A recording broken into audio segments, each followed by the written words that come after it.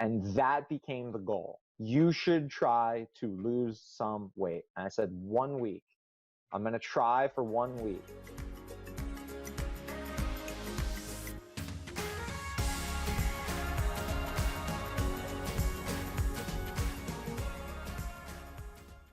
Welcome to the first episode of Take the Next Step. I'm so excited you decided to join us today. In this podcast, it is my goal to speak with people who have embraced some sort of personal growth journey and to dissect their journey one step at a time. And the reason I'm choosing to do this in a podcast format is I've been on a major personal growth journey the last couple of years, and podcasts have played such an important role in my development. When I think of the hosts and the guests who have inspired me over the years, and I think of David Goggins, Jesse Itzler, Rich Roll, Tim Ferriss, Lewis Howes, Amy Porterfield, Marie Forleo, and the list goes on. I've learned so much from all of these podcasts, and I've used these examples and the stories and the lessons that I've learned in my own personal growth journey. I think the most important thing I learned is I used to think about goals and achievements as a destination or an outcome. And I would put a lot on that outcome. I would almost make it bigger than it needed to be. And I would ultimately get overwhelmed and I would just stay stuck in neutral. But that all changed when I shifted my mindset away from being outcome focused to just focusing on the next step in front of me. And that's what this podcast is all about today. It's learning from people who have embraced personal growth journeys in weight loss, entrepreneurship, wealth, mindsets. I mean, the possibilities are really endless. As I mentioned at the beginning, it's going to be my job to dissect these personal growth journeys one step at a time. I'm super excited to announce my first guest today, Brendan Russo. When you first meet Brendan, you see a really fit guy. He's an accomplished marathoner. He's run an ultramarathon. Over the course of his marathon career, he's done over 5 marathons. And when you talk to him, you can see someone who eats, sleeps, and breathes fitness and wellness. But it wasn't always this way. It's not too long ago, Brendan was close to 300 pounds. And he was playing and embracing this role of the overweight and fun friend, brother, and son. And even though he wasn't comfortable in his own skin and he didn't like being overweight, he was comfortable in this role he was playing, and ultimately there wasn't enough pain to change. Well, that all changed one day during a visit to the doctor. And what ensued really is the embodiment of this take the next step philosophy. Today, Brendan is an executive at Sound Private Wealth on Long Island. And it's interesting because he actually talks about his weight loss journey actually inspired his new journey as an entrepreneur. It's a truly inspiring story, and I hope you enjoy it. So there's going to be the podcast format, but there's also going to be a YouTube show, which is going to be released in the next couple of weeks. I have to warn you, I'm still very new at this. So when you watch the YouTube, I'm still trying to figure out where to look at the camera. I know I need to look straight ahead. Sometimes I'm looking down because that's where the person is in the Zoom screen. So bear with me here. But I'm really inspired and excited to release these next couple of episodes. And even though they're all very diverse in their backgrounds and their journeys, a lot of the themes are very much the same. So if you get a lot out of this, please leave a review and let us know what you thought about the episode. Okay, with that, I'll turn it over to Brendan Russo. It's the first episode to Take the Next Step. Hope you enjoy.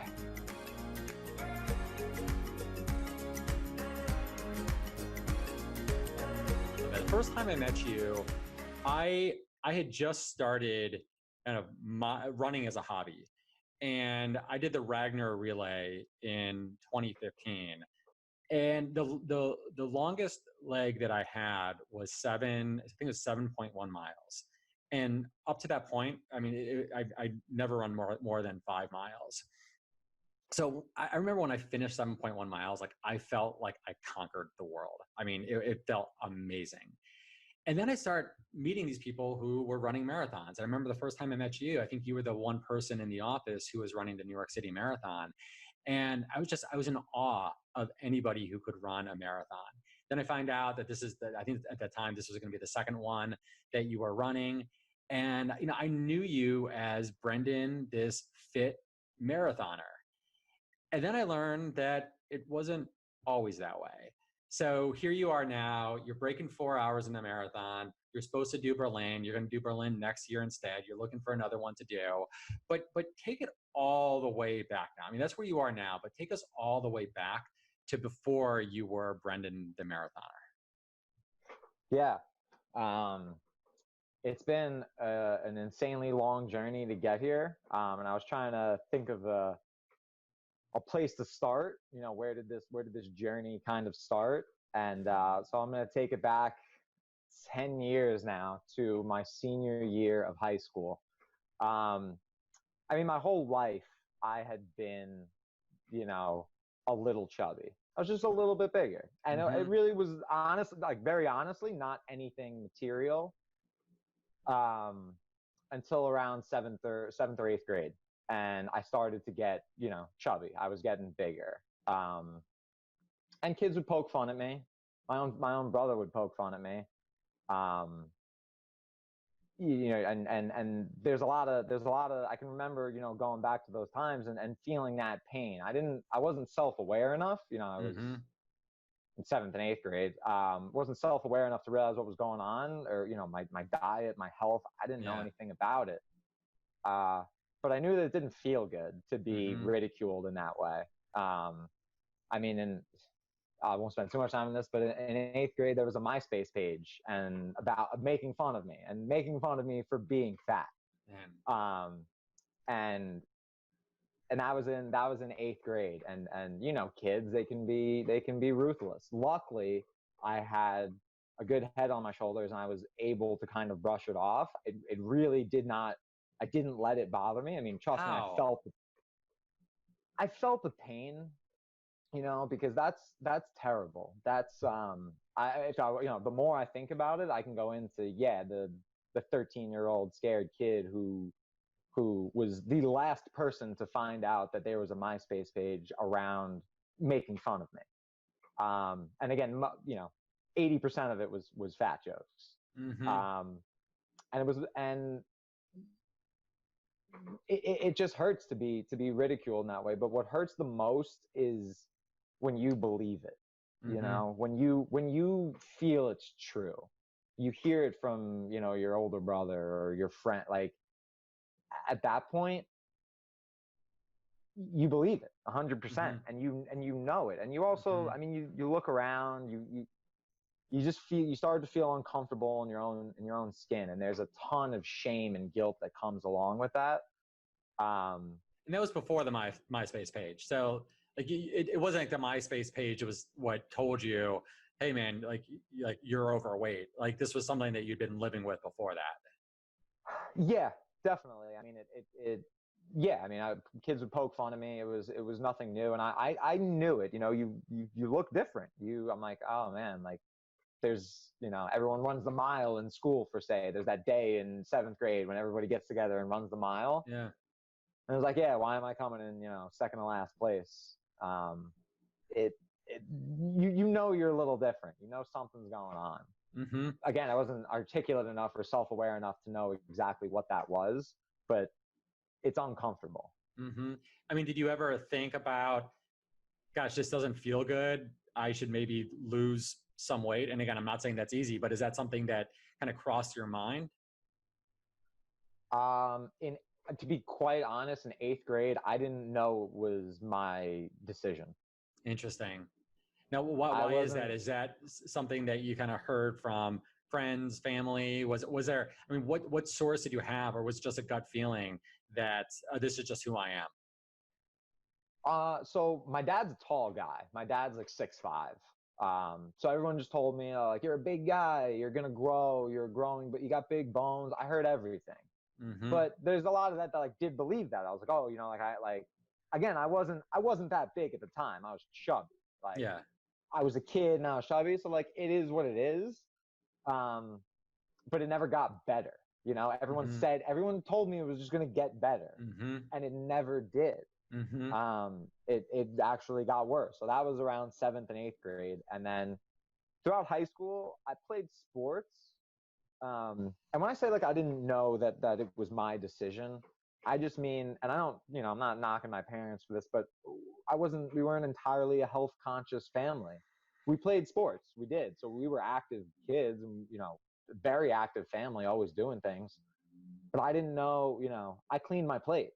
Every night I was told to clean my plate, finish leftovers, do these things. And I didn't understand. And probably praised and rewarded for it. Yeah, definitely. I'm a growing boy. You're going to be big and strong. Like it was that kind of mentality, which isn't wrong, but there's limits. There's points to where it starts to get wrong. So it just wasn't on my radar as these are the decisions, the difference between grilled chicken or chicken cutlet. I had no idea. Yeah. And it's like, well, you know, it seems very similar, but that's a big difference. So throughout high school, you know, during football season, I'd kind of slim down, wouldn't really notice it, wouldn't pay attention to it. In the winter, I'd tend to put on more weight again, start eating snacks, whatever it was. But somewhat freshman, sophomore, junior year, every year I got a little bit bigger, a little bit bigger, and a little bit bigger. And it got out of hand. It got out of my grasp. I didn't see it as a problem and as my control. So you kind of just play into the role. I mean, I knew it. I knew I was bigger. I knew I was, you know, slower and all those things, but I didn't know that I could do anything about it, or that it was my responsibility. Talk about this. You mentioned something that you played into the role. Like, define what that role was for you. So, I mean, from, you know, throughout high school, coming from freshman year all the way to senior year, you know, when you're going to parties and, you know, hanging out with girls, you know, you're making friends on the football team, your boys. I'm the big party drinker guy, right? Like that's my role. I'm funny, and I can make people laugh, and so that kind of all just comes in together. You know, I'm not saying I'm as funny as Chris Farley, but like that guy. But that's the identity that you took on, where it's like, look, I'm a big guy. There's not much I can do about it. I want to be accepted by a peer group, so I'm going to play this role that they're going to accept. Yeah, that's exactly what it was. I didn't recognize it as a need to be accepted, but that's entirely what it was. I'm like to think of myself as a good guy. So I'm just trying to, you know, I was just trying to be accepted like everybody else. I was just trying to fit in high school, and that was who I could be. I could be the big guy, you know, and let's invite Brendan. He can drink 20 beers, and I honestly I could at some points. Like even, you know, it's the end of high school, beginning of college, there was nothing, you know, I was down. I was fun to hang out with. Hey, Brendan, you want to drink tonight? Sure. Hey, Brendan, you want to go grab food? Sure. Hey, Brendan, like, you know, I was a go-to for that. So in a way, though, I mean, given the fact that you did have a peer group and you were accepted by this group, was there a part of you that for a period of time, did you actually like being overweight? It has its advantages. Interesting. How so? Advantages. It does. I mean, you like, if you can convince people that you don't care that you're overweight, then you're really cool. Then you are the big guy. Then you are just the guy who crushes 20 beers. Because that's genuinely you. But having been that guy and being me now, that's not the way it works. Yeah. That's impossible. It's impossible to not notice and not. So externally, I mean, there was that facade that like, I don't care. And like, you know, I'm the big guy. That's the identity that I've taking on. I have more fun. I have more fun drinking the beers, making the jokes, and playing my role in the group. But how did you feel deep down inside? Again, you're uncomfortable in your own skin. I understand the pain of what it's like to be fat and to think you're fat. And it's a weird word because we all have fat, and it's not a terrible thing. Yeah. But I mean, you really think about those words, I am fat. Like it's defining, you know what I mean? It's not, I have some extra fat. Like, no. When you feel that, there's an emotion behind, I am fat. It's everything about me. It controls my life more than I control it. And that's entirely true. It's painful to look back on those memories where all of a sudden these jeans that you have don't fit. They don't buckle just right. And you're like, wow, that's kind of weird. I don't remember it. So you just buy a bigger shirt, and then you do these things subconsciously to protect yourself, because there's your ego in the way, and it's really painful to admit that you're fat. So if you don't admit that, then it's not your fault. So I never admitted it to myself. I never admitted the fact that I was fat. I just hid behind whatever. I knew how to dress. I wore black a lot.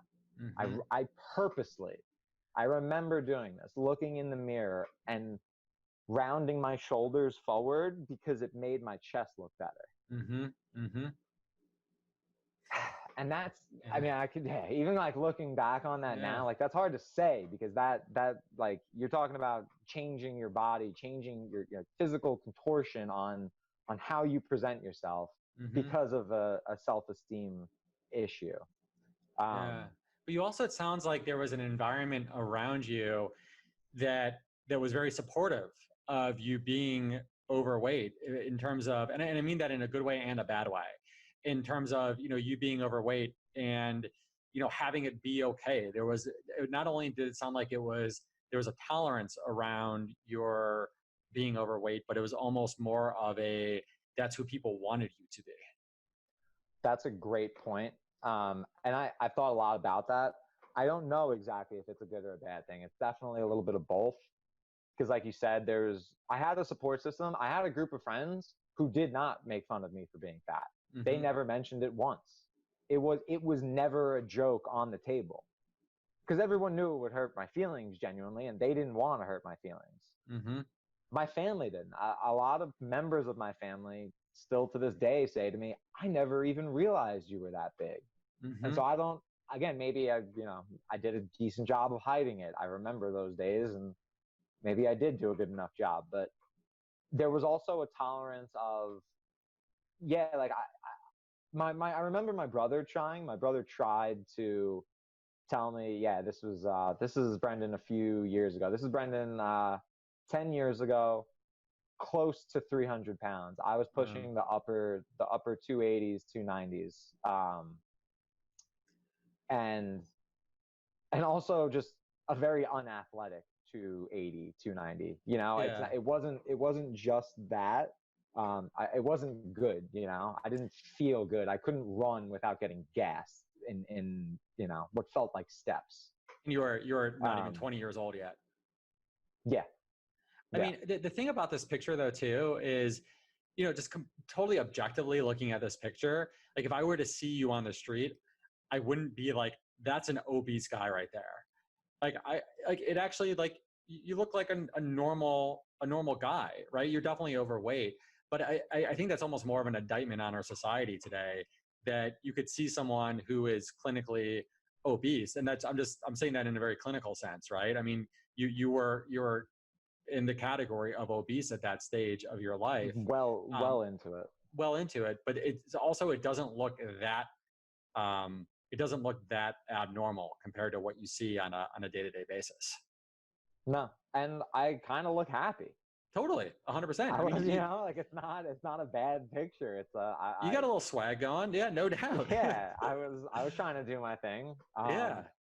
And I think a lot of that was because of my support group. Like I said, I had they let me kind of do my thing, and they let me figure it out more for myself, which in the long run, I think was extremely beneficial. Yeah. I mean, I remember my brother trying to push me. He knew, and he, knew I wanted to lose weight probably. He knows me better than most people. I've shared my whole life with him, but so he, when the last like tennis season was coming up, he was like, why don't you start working out with me? Why don't you start losing some weight or this or that? And when he would push me just a little bit in that direct way, I wanted no part of it. Interesting. Because I didn't want to admit that there was a problem. And he really, he didn't try to approach it as a problem, just as a, hey, well, you can get better. Yeah. But again, with the pain that I was in subconsciously, you don't want to deal with that. You don't want to, you don't want to get better at the time. Honestly, what you do is you want to, crawl into a hole and eat more food. Yeah, well, so I was gonna ask about that. So you mentioned the pain at that time though, because pain can be the most amazing motivator out there. So what was it about, in that moment where you associate pain with being fat, but instead of taking your brother's lead and saying, you know what, I think I want to get control of this, you run the other way. So yeah, and I don't know the exact word to put on this, but maybe ego. Yeah. Maybe the way pain, like I was in a lot of pain, but I wasn't in that much pain. Yeah. Okay. Like I said, I'm still happy in that picture. I still have friends. I'm still, a guy in high school who's playing sports and doing his thing. It would have been much more painful to admit to myself that I had made some mistakes. I had, eaten too much and not taken care of myself. And now I had some work to do on myself. That's a painful realization. Well, part of it too is then staring at the distance, right? I mean, it sounds like you became very comfortable in this role of the overweight friend, the overweight son, the overweight brother. You accepted it. That's who you are. You were accepted by a peer group.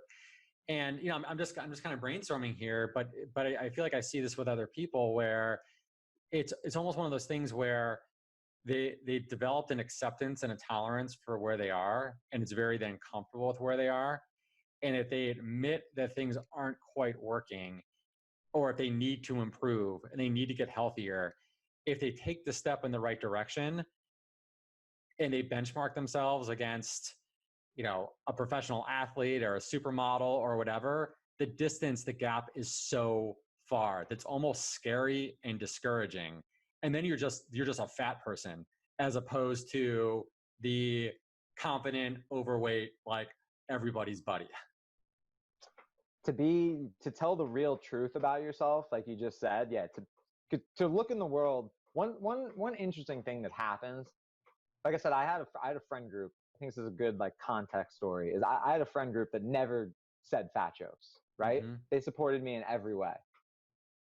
What if there was someone we didn't like, okay, and they were a little chubby, and they called that person fat, and I'm sitting here going, I know for a fact I'm 40 to 50 pounds heavier than that guy. Totally. And so we all know you guys are calling him fat, but what am I doing sitting here visibly bigger than that person? Totally. But we're protecting my feelings. And that's, I didn't realize that at the time, but that's what's going on. Yeah, for sure. And the other thing you said that you absolutely nailed, and this is a big point I wanted to hit, as we go into taking the next step, is not taking a big next step. You got to be real and you got to know where you are, but there is no need to try to bite off, to try to climb the mountain in one day. If you realize where you are and you have a journey, you gotta lower yourself and just move in the right direction. You have to moving in the right direction builds momentum. And momentum in either direction is the absolute, in my book, it's one of the most critical things in life, because I don't believe that you can stay still. I believe 100%. You're getting better or getting worse. I think it's beautifully said, man. I think you're 100% right.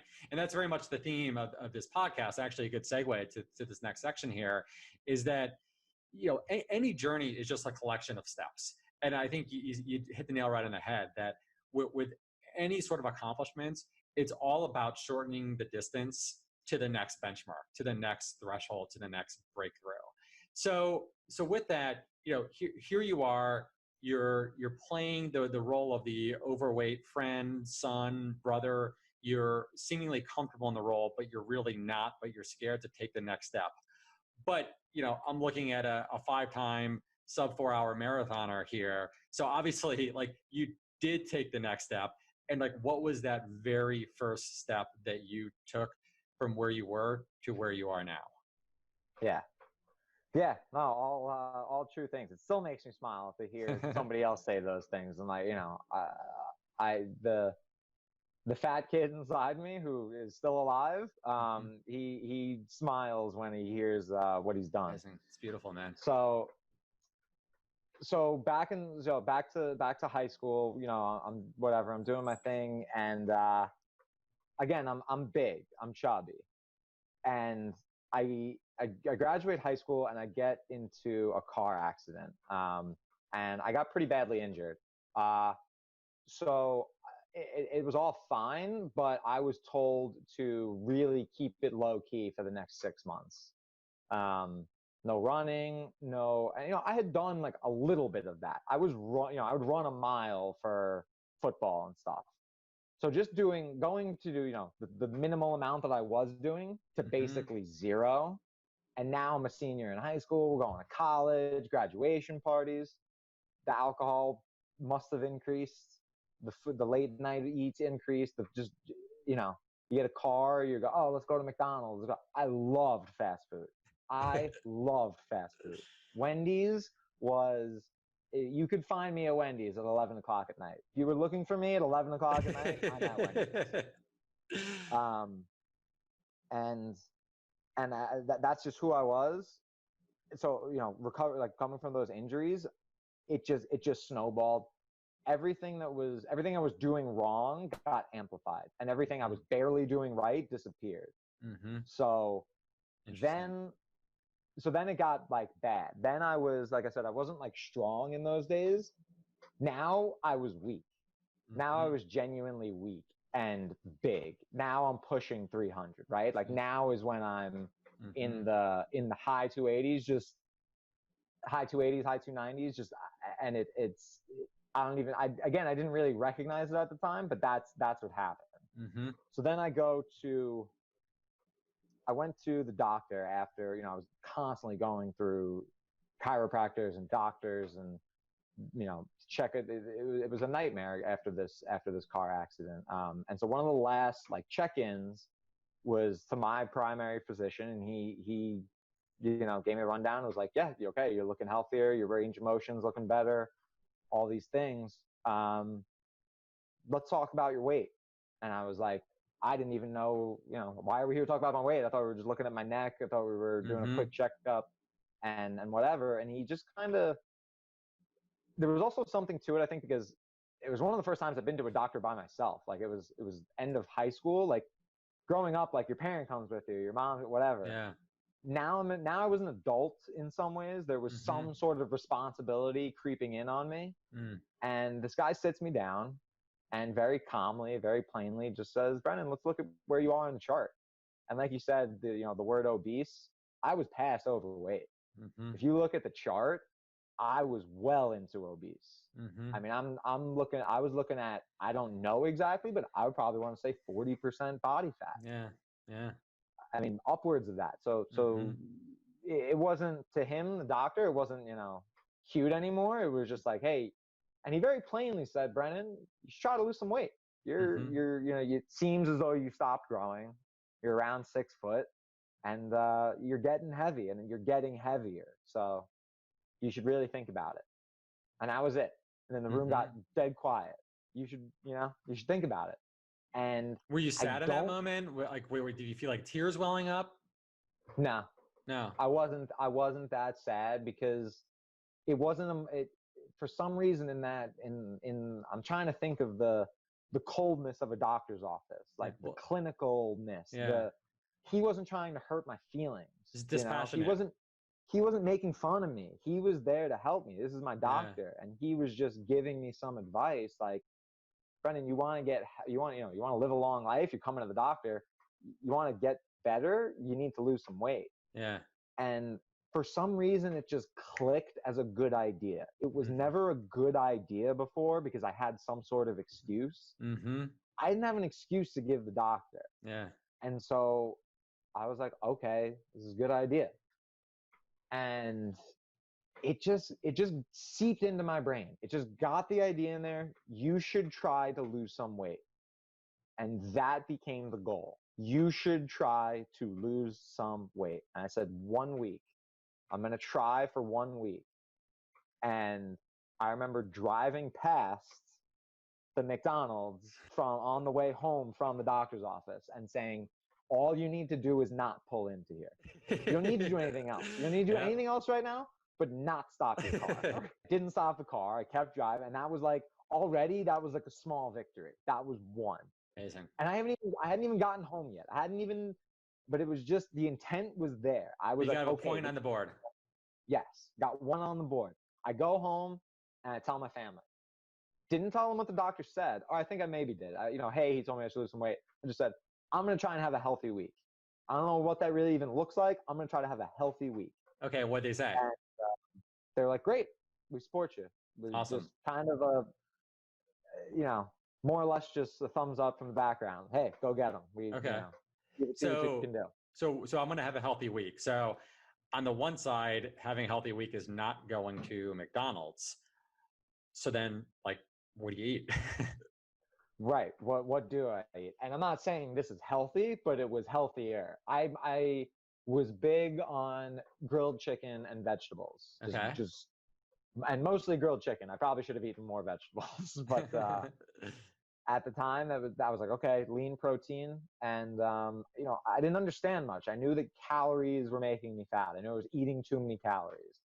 So I thought, okay, I'm going to keep my calories down and I'm going to work out. I'm going to sweat. I don't know what the key is. So what was your workout? So we're talking about, chicken and some vegetables and then working out. So so you had the diet, chicken and vegetables. And were you eating chicken and vegetables basically every day for a week? Basically twice a day. Twice a day.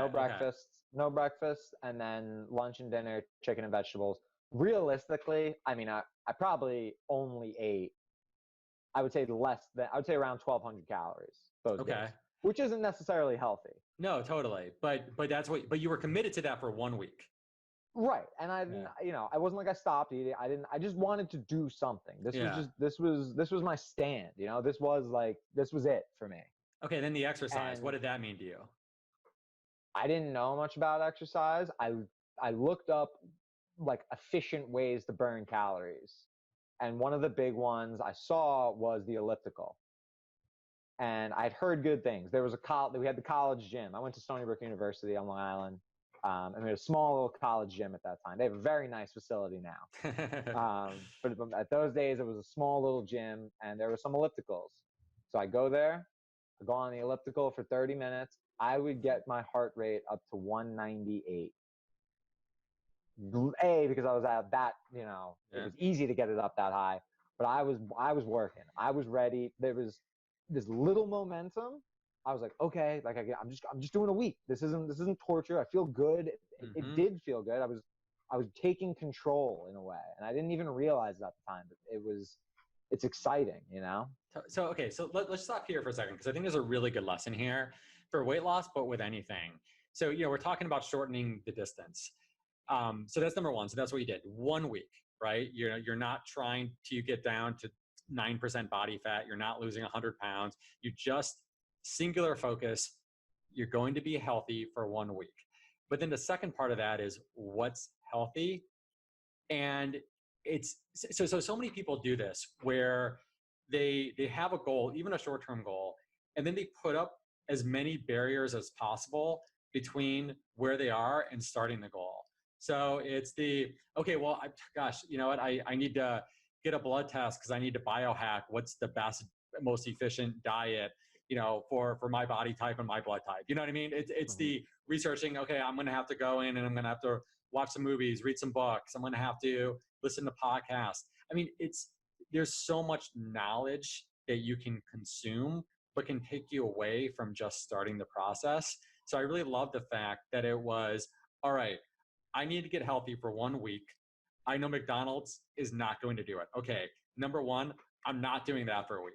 All right, great, I can do that. Number two, I'm not 100% sure that chicken and peppers or chicken and vegetables is the right thing, but it's better than what I'm doing. So yeah, better than what I'm doing is exactly what I was going for. Exactly. And how many people, I mean, that's It's not that hard to do. I feel like a lot of people can just make the decision, and it comes down to a decision of 1 week. I don't need to be perfect, but I just need to be better than what I'm doing right now. That doesn't sound like a cool goal though. I'm just being honest. The way you just said it to me, even just like my reaction, I'm like it doesn't. There's nothing glamorous about it. There's nothing glamorous about being 1% better every day.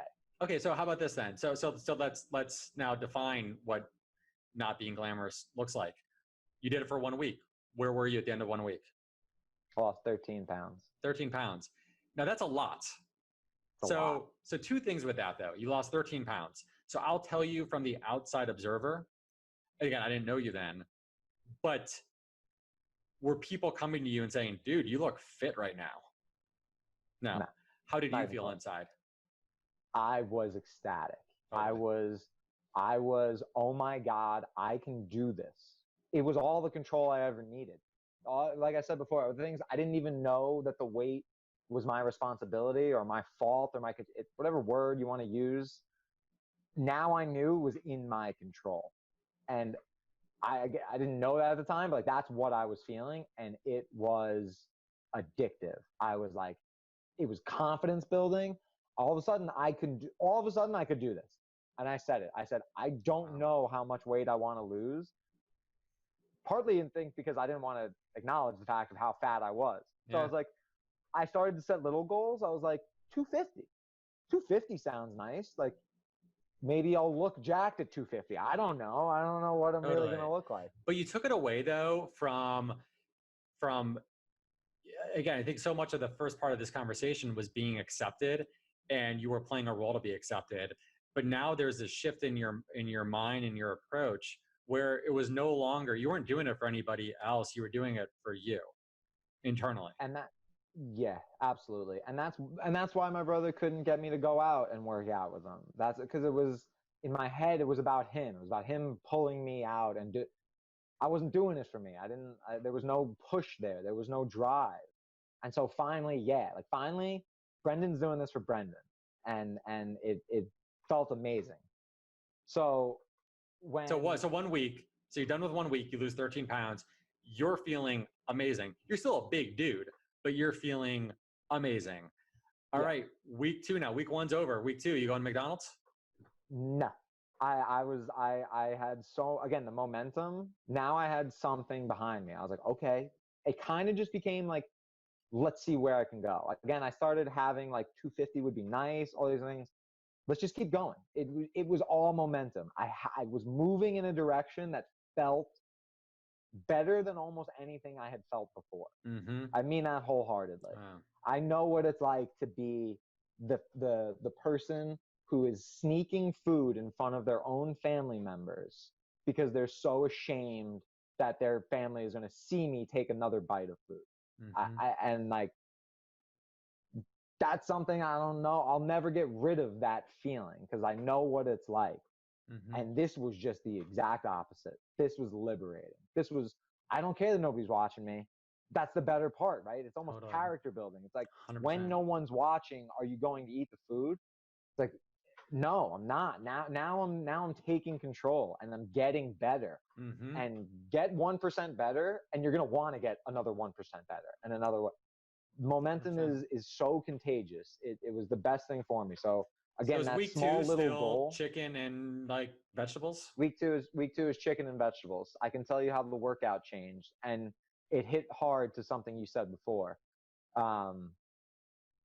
where like you didn't know like I didn't know how to work out, and where I was like doing this for myself and getting better. Like, did people say, "Oh, you look great"? Not at all. Mm-hmm. I'm an upper 200 guy going to my college gym where all the girls I went to class with went. Mm-hmm. You got girls coming in, they look cute, they're tying their hair back, they're coming into the gym. I'm using the same weight that they're using. I remember the first day I did weight training after my accident, I grabbed 15-pound dumbbells and benched them. Mm-hmm. And there's girls stronger than me in the gym. I'm looking around, I'm embarrassed.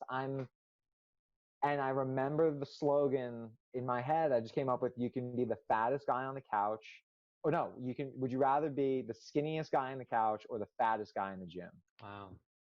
Wow. That was something I just used to just say to myself. I said, okay, I'd rather be the fattest guy in the gym because he's doing something to better his life. It's better to be that guy than be the guy who's in a good position and doesn't realize it.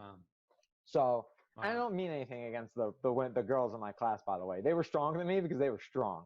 But it's humbling to, again, like people coming into college, it's a social scene. And I was not there to be social.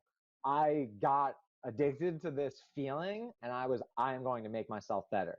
So my workouts were probably an hour and a half, 45 minutes on the elliptical, just until I was covered in sweat. And then some sort of weight training. I couldn't even do push-ups. I couldn't do pull-ups. I would try to do some squats and whatever I could try to do to get strong. I wanted to look good. A lot of this was like looking good. A lot of confidence is looking good. Totally. And that can be a negative thought process, but it also does not have to be. You can take pride in that. You can take a gentle amount of pride in looking good and have it be a really good motivating factor. 100%. And I mean, you must have carried yourself differently at that point. Yeah. Oh, I mean, I've always had back pain, and especially after my accident, the back pain was real. And so this made it better. Oh my God. What an amazing, like everything started getting better. I mean, life truly in all ways started getting better. I think it affected me. Were you weighing yourself like on a regular basis, or was it more like I'm confident I'm moving in the right direction and I know I'm going to get there?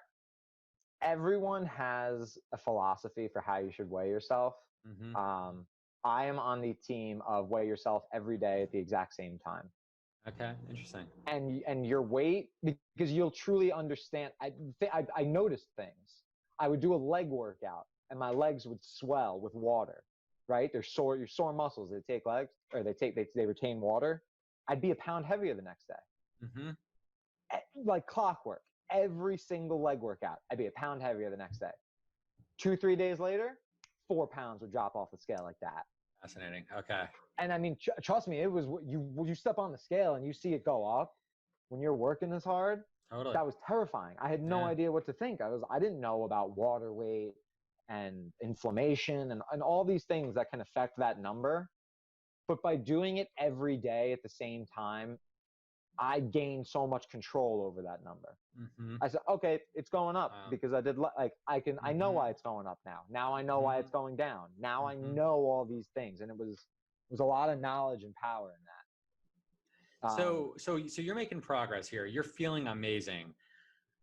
Is there anyone saying like, I don't know that I like this new Brendan character. I'm really kind of digging the overweight kind of fun Brendan guy that I know. Hey man, like be that guy again. I don't want to name any names. And I don't think there was no malicious intent here. When I hit 240, people started to notice. People started to notice. It was, okay, you're looking a little like, because again, maybe I was always around like 260 was like fine for me. 290 was always, when I got to 240, it was like, my chin went away a little bit. I started to look a little bit better. Clothes starting to get a little loose. The clothes fit better. Everything felt and fit better. But I remember when I got to 230, a few people, like, it's funny that it all happened. Like it was in the same week. A few people told me to stop. A few people told me, you don't look great. You're looking a little anorexic, a little, too skinny. Really? I mean, that's 250. That's pretty much 50 pounds heavier than I am now. Yeah. And I am by no means, I don't have a six pack or anything. Like, I'm a fit guy and I'm doing my thing, but like, it's not like I can't lose 5 pounds right now or at like, I'm a healthy guy. So 230, people are like, you're not healthy right now. You lost too much weight. 230, people are telling me to stop. You got to be careful. You got 50 pounds. Yeah. And I was like, this is insane. I mean, I was still technically obese at the time. Yeah. Still in the obese category. I haven't even made it to overweight yet. So that was hard because it's people you love and they're not trying to hurt you, but you're like, why are you against my goal? Why do you think that is?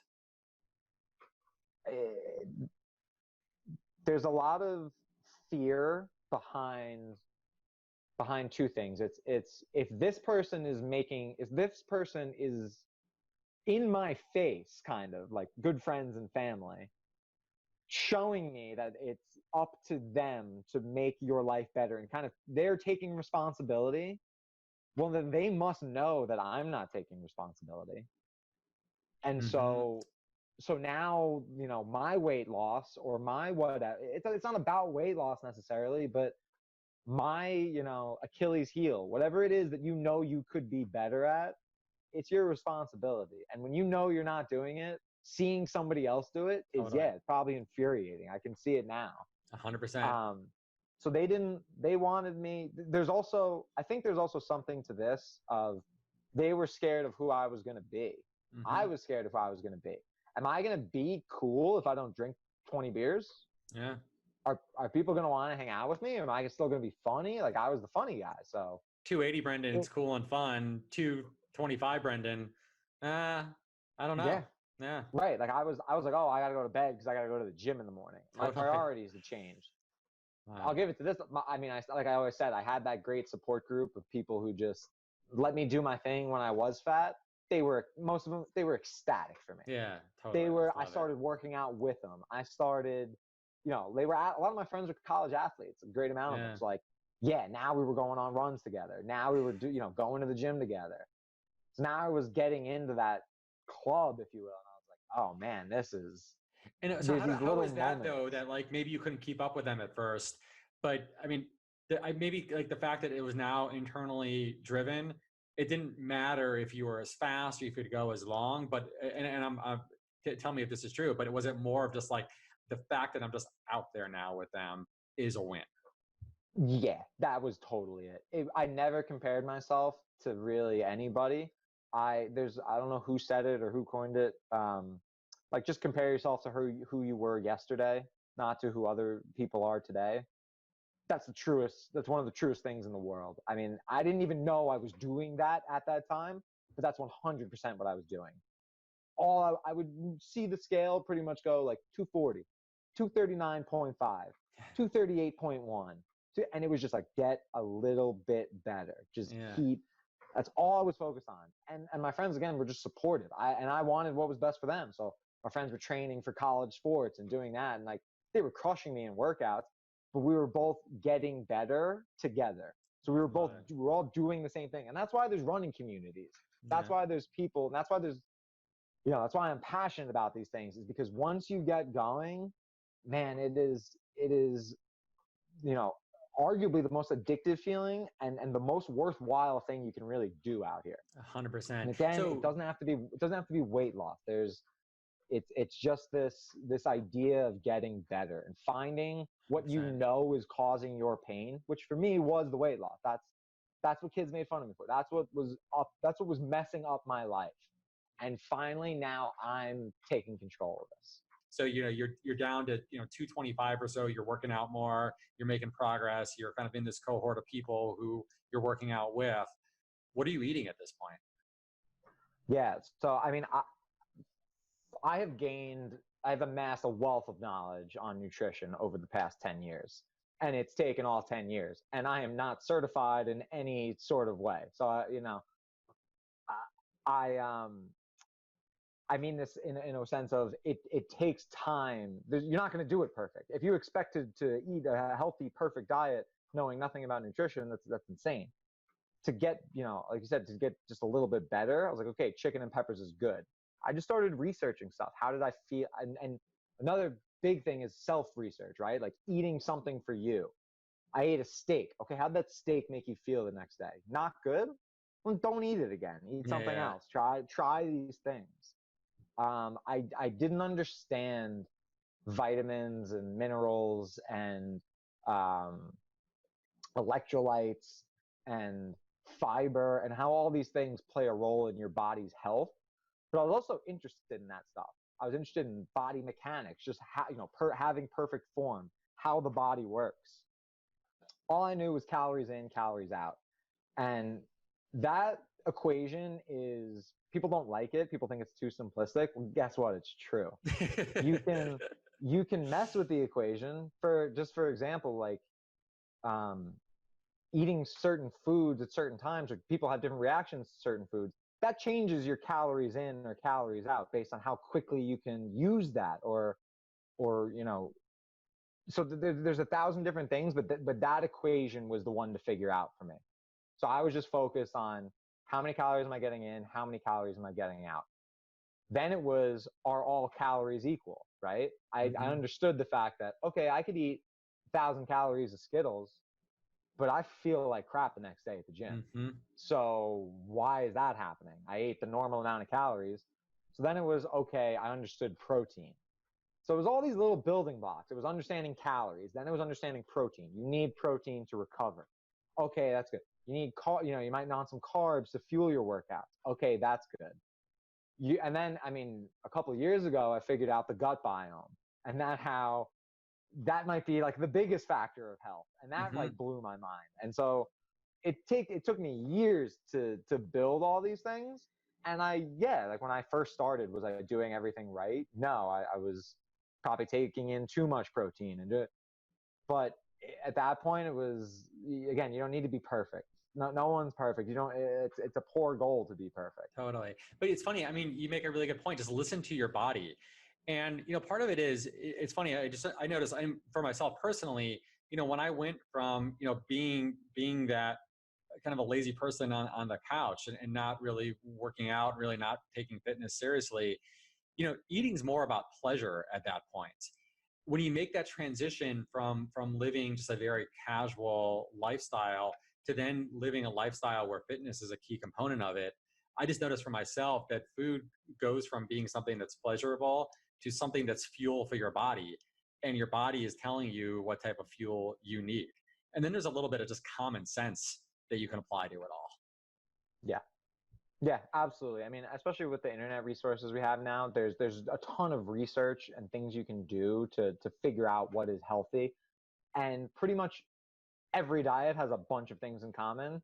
It's eat whole foods, right? Like vegetables, things you can pronounce. If it comes in plastic, you can probably just avoid it. And then listen to your body. If you need a little more protein, have some protein. If you like meat, eat meat. If you don't eat meat. Eat fish, or eat there's 1,000 different ways to do it. But you did nail something when you said like thinking about it as fuel for your body. And that's so unappealing for some people, because food is really pleasurable. I know. Trust me. I have done it. And this also brings me to something where I always said, like, I can't kill the fat kid in me. Yeah. I can't do it. Like, and that's okay. I'll beat him up every day. You know what I mean?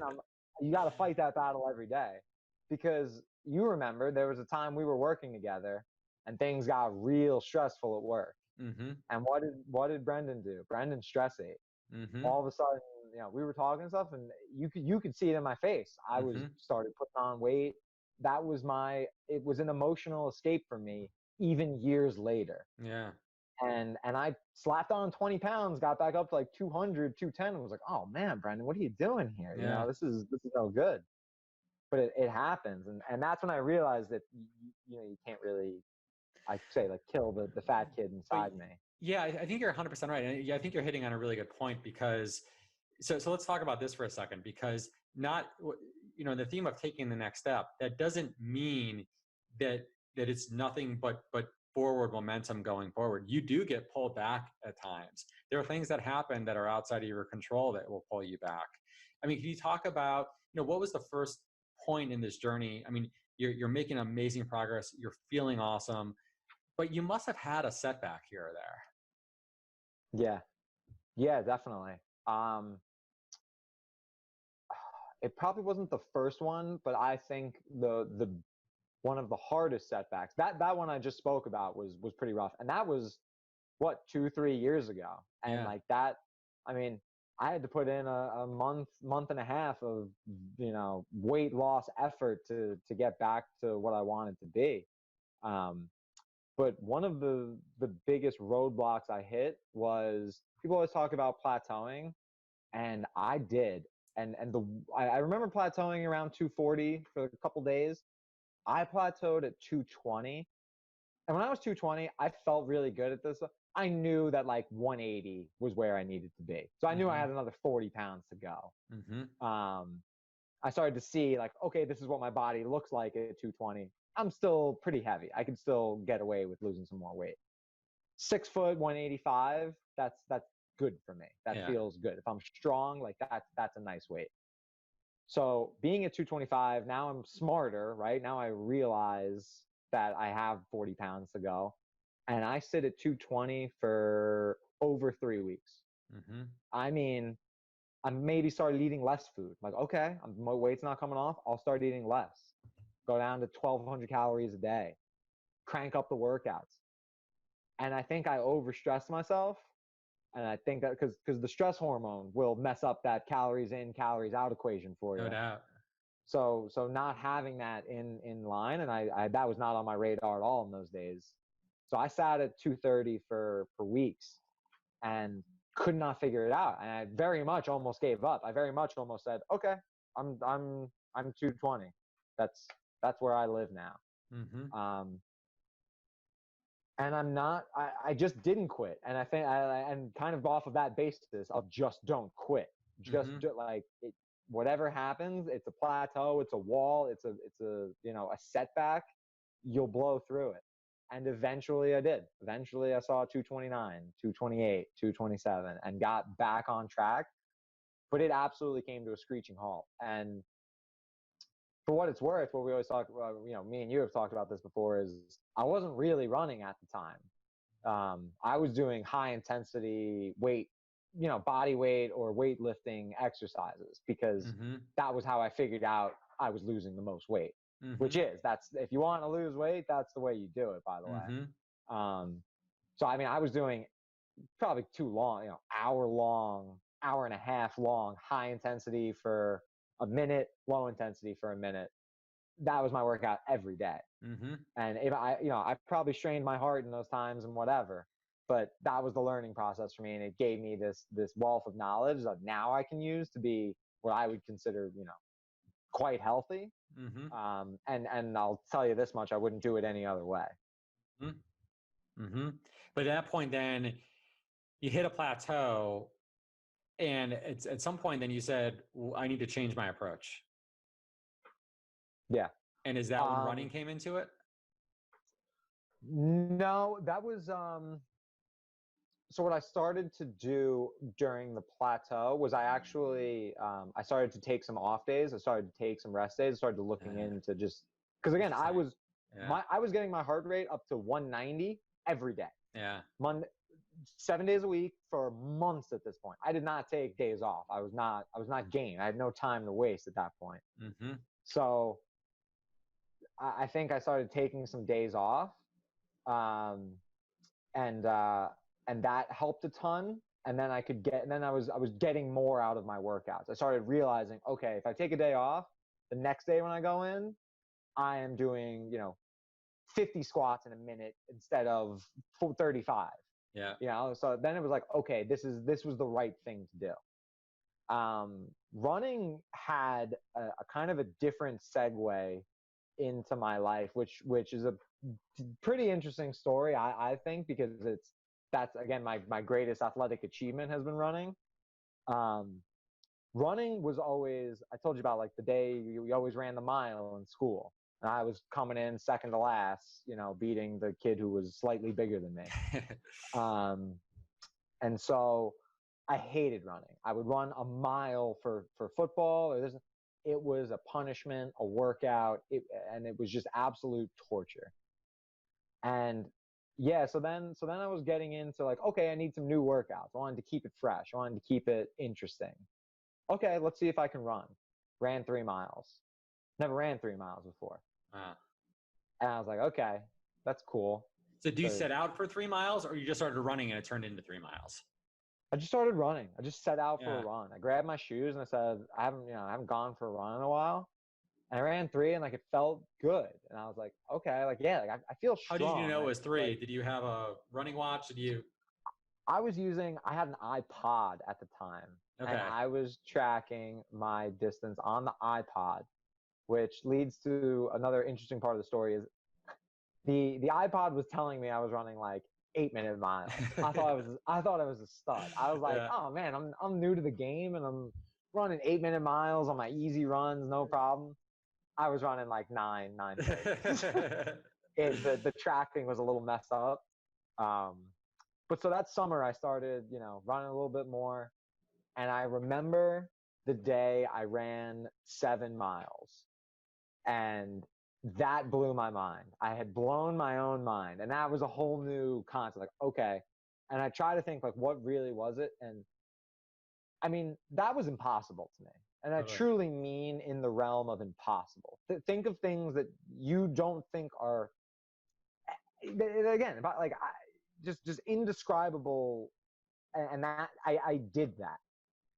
So now I have done the impossible. Again, it was all relative, but in my state of mind, that's what happened.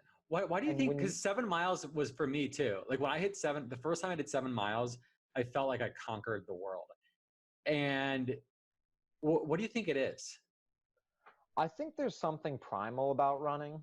I really do, because I'm a believer in the fact that humans have been running for a very long time.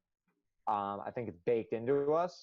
So I just don't think it's enough of a challenge, even in our lazy modern world. What's not enough of a challenge? Running 2 miles, 3 miles for you're not pushing yourself to the point where like you're entering an uncomfortable zone. And for whatever it is around that area, like there's the runner's high. There's these systems in your bodies that click after like an hour-long run. I feel like there's also, 10Ks are pretty common, and 10Ks are 6.2 miles, something like that. Yeah. So 10Ks are pretty common. Like, just casual runners do 10Ks. I think for me, because I've heard other people say this, like the 7 mile mark, for whatever reason, is this threshold. And I think it has to do probably with like, you see people all the time that are doing 10Ks, and 7 is just like a little bit beyond that. And that's kind of a different, where like, okay, people do 6.2, but people don't do 7. Right. Yeah. No, that's a great point. Because there's just something about it. It's definitely going to take you like an hour or over an hour. And there's something to that, like that little bit of distance that like is a different challenge. And it's an accomplishment. It really is. There's nothing like necessarily easy about running 7 miles. Totally. And I came home, and I was working out a lot with my brother at this point. And I came home and I told my brother, I said, I ran 7 miles. And he said, I don't think I've ever run 7 miles. And he was like, he started asking me questions about it. He was like, what do you like, where'd you go? What do you mean? And it was really cool. I remember saying, I was like, I went to this part of town and then I went to this. You can see a lot in 7 miles. Yeah. It's a cool feeling.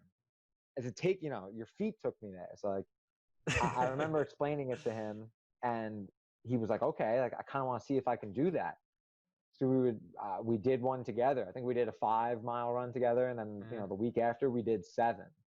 And somebody mentioned, I wonder if we can do a half marathon. I like threw it out there. Like, I wonder. And so we were basically summer runners at this point. So the summer ends, we wait all winter, didn't run a step until, the next May or something. Started running again, was liking it. Again, there was something primal to it where you're just like, you grab your shoes and you just get out there. I had no why, like I was tracking on the iPod, but wouldn't even really listen to music sometimes. It was just fun. And when you're doing things that are, once was technically impossible in your head, that is the most addicting feeling and the most worthwhile thing you can be doing, I think. I really mean that. Your question with running. So it was interesting to see, you had weight loss as a proxy for success, and you had these kind of short-term goals for weight loss. Was running kind of in a way a nice distraction from the weight loss goal? So instead of focusing, and not to say it's either or, but instead of focusing on going from 225 to 220, going from 7 miles to 10 miles, is it just kind of having another goal or benchmark that helped maybe alleviate some of the pressure you're putting on some of these other goals?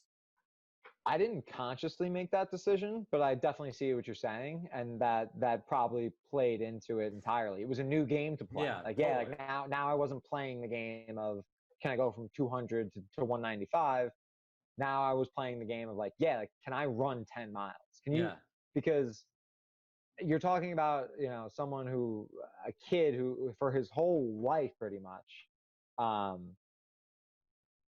was never able to do these fitness type athletic things. I'm a good athlete. I have hand-eye coordination. So like when I played baseball, I could hit, I could pitch, I could do these things that like made me a good athlete. But when it was time to run a lap around the field, I was in last place. Yeah. You know? So, and I always knew that. And I always knew, so I kind of really focused on, again, like doing the impossible. For me, as someone who thought of himself as an athlete, but just for some reason could never do these things, now I can do them. Oh my God. I was like, then you ask yourself the question, what actually can you do? Where's your, like, what, and it's, so the next summer, you know, I was running and, you know, loving it, getting better and better. Again, the story of just getting better. You run 7, you run 8, you run 9. You're just like, man, this is like, where is this going to take me? I have no idea. Me and my brother did 13 at the end of the summer. And we finished up down by the water by our house. And we were walking in to take a swim. And the two of us, both at the same time, were both like, I will never run a full. I will never do it. The amount of pain my ankles and shins were in, I just couldn't. I was like, man, I thought to myself, it's a testament to the people who really can do a half, because in this moment, I don't think I'm ever going to be that person. I really didn't. You just ran 13 just for fun. This was not a half marathon. Nah, just ran 13. No medal, no, just wanted to see if I could do it. And I did it, and I truly believed at the time that I had hit my ceiling. I was like, okay, I'm a half guy. I can do a half. And like, I almost wasn't even upset about it. I was kind of just like, that's it. That's what I can do. Yeah. The pain goes away in like 2 or 3 days, but that feeling of doing something you've never done before, I got the craving again. Yeah. Immediately. And I was like, you know, again, it was the end of the summer, so I don't think I did any, you know, 13s anymore till the next summer. But I knew I wanted more. And over that winter, they announced the first marathon in my county, in Suffolk County, Long Island. So it was the inaugural, like, first one. It went right by one of my best friend's houses in like the local towns. I was like, this is cool. Joey's like, you know, my brother Joe, he's all the money goes to charities, local veterans. I was like, this is great. This seems like something I want to be a part of. Interesting. So you said, no way, we're not doing it. You started to feel better. You started just, again, continuing being a casual runner. And it was just, you weren't looking for a marathon, but just the fact that there was one in your town, it was the first one ever by your friend's house. That's what made you say, like, cool, let's do it. It seemed cool enough. And then it was like really the idea of like, yeah, like I wouldn't say I've always wanted to do a marathon, but it's one of those benchmarks. It's one of those bucket list items that you kind of throw on there and be like, for some reason, people established this as a challenge. And so I want to take that challenge. How did you know you could do it? I didn't. Okay. Love it. I absolutely didn't. And I very much almost failed. I had every expectation. So I'm running with my iPod these days. And through that summer, it's telling me I'm running 8-minute miles. I think I'm going to run 4 hours, man. I think this is going to be great. A week before, I start getting some knee pain. And as you know, as a run, like, it doesn't take long, you know, for running before something bothers you a little bit. Wait, what was on your training? What was the longest run in your training for the marathon? So I had set out, I think we said it was 22. Okay. But realistically, because I said the iPod tracking was off, if I kind of did the numbers, probably closer to 17. Okay. But you had in your head though that, okay, we're going to do this, because you put up what you thought was 22. Yes, that was also kind of tricky though, because mentally I was doing 22. Totally. Mentally I was like, you know, I know I can handle this. we set out on the marathon. We get to the start line. I'm jittery. We're like, my family can't believe we're doing this. I'm starting to blow people's mind. People are like, Brendan, the marathon runner? Like, what, Well, wait, so hang out there for a second. So when you first said you were going to run a marathon, what was the response from the people around you? They kind of just couldn't believe it. Okay. I understand what the marathon is now, so to me it's not that scary. But yeah, when you don't know, if you're not in if you don't know any marathon runners or know what it's really about or know what it's like, it seems like an impossible distance. It seems like it's just something that only a certain kind of person does, or you have to be crazy to even try it, or you have to be crazy athletic. And it's not the case. It's one of those just like direct relationships of how much you work and how the benefits that show from it. Yeah. So I was like, did anyone try to tell you though it was dangerous or it's not healthy or why are you doing this? I think like some older people in my life, like maybe like my mom or my grandma was like, be careful. And like, listen, they're not wrong with that. I agree. It's not necessarily the healthiest thing to do. If you want to talk about pure health, living to, if you try to live to 150. Yeah. But,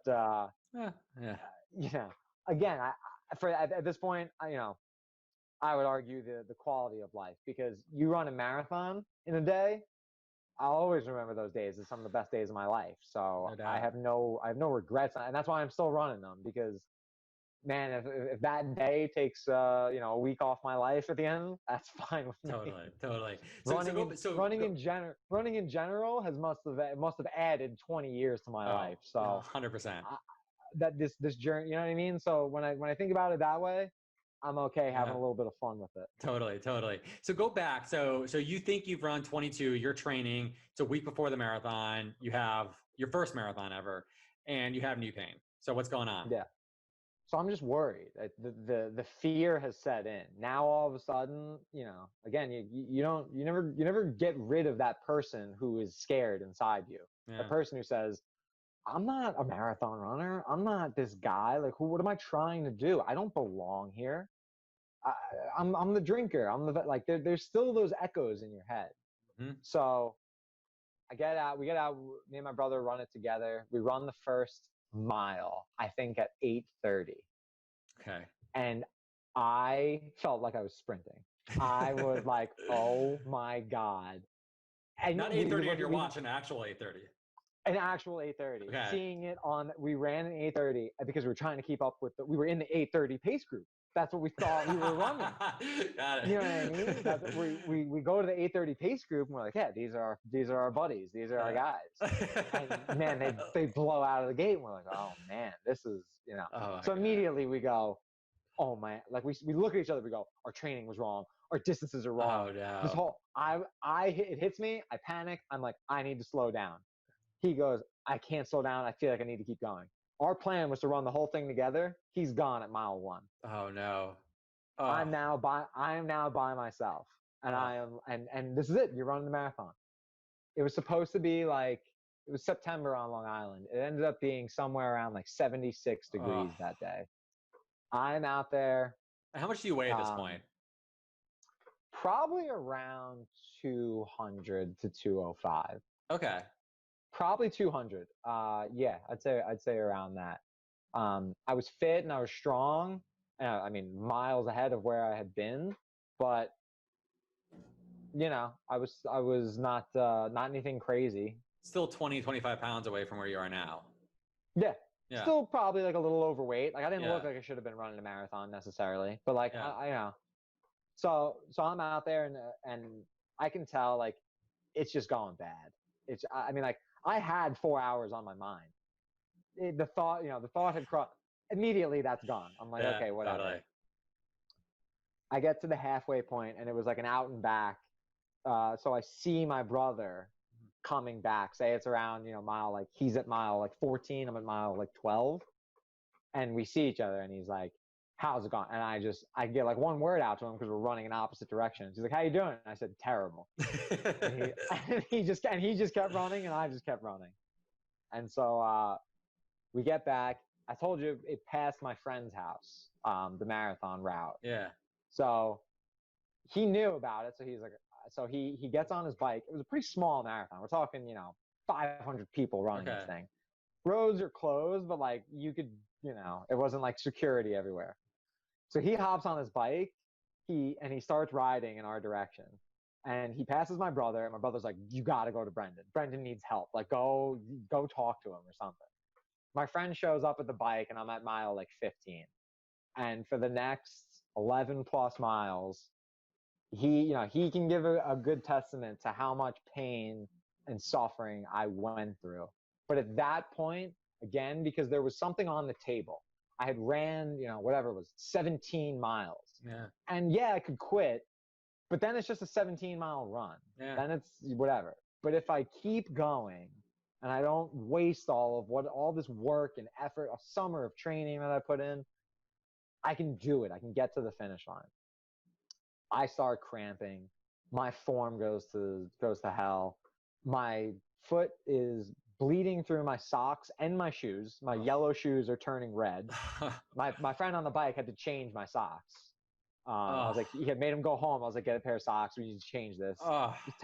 It was a nightmare. I was like, but it was at that point, I just knew I wasn't going to quit. I was like, I'm going to keep going. It's so hot. I feel awful, but I want to finish. I want to show everyone that and show myself. It's not just show everyone. I wanted to show myself that I could do this. Again, it was another impossible thing. And I was like, no, man, like you can do this. And my friend stuck with me on the bike, and we went out, we did it. I ran 5:10. 5:10. It's not bad. My expectations were all out of whack, so I was extremely disappointed. But that was my expectations' fault, not the reality. Yeah. Really not that bad. Yeah. And if I had paced it differently, I probably could have got in under 5, and like that's realistically where I should have been. But here, okay, so let's go back to, because at some point, I mean, when you're talking about you're bleeding through your shoe, you're cramping up. This is now, I mean, you've crossed the physical. I mean, this is not a physical journey anymore. This is a mental game from mile 17 to 26. That's 9 miles, man. So it's funny. You said before how like the running kind of became an escape for the weight loss. During the first marathon, I remember in my head thinking like this was the culmination of the weight loss. Mm-hmm. This was it. This was, and I in a way I almost thought like today's the day I kill Fat Brendan. Dude. And that's powerful, what I wanted. Powerful. And that's actually what got me to the finish line. Mm.